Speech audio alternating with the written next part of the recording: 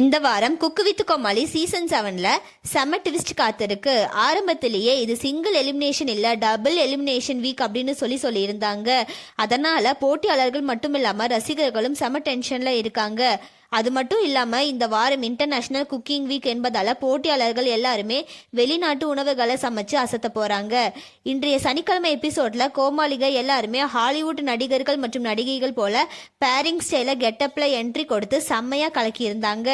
குக்குங்களும் அதே போல foreign return லுக்ல ரசிகர்களை கவர்ந்திருக்காங்க. இன்னைக்கு எபிசோட்ல நடந்த முக்கியமான விஷயமே அட்வான்டேஜ் டாஸ்க் தான். ஆனால் அது சாதாரணமாக டாஸ்க் இல்லை. போட்டியாளர்கள் எல்லாருமே ஃப்ளவர் ஷேப்பில் ஆம்லேட் செய்ய வேண்டியிருந்தது.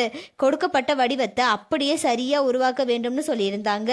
இந்த டாஸ்கில் ஜூனியர் டீம் சீனியர் டீம் நேருக்கு நேர் மோதினாங்க.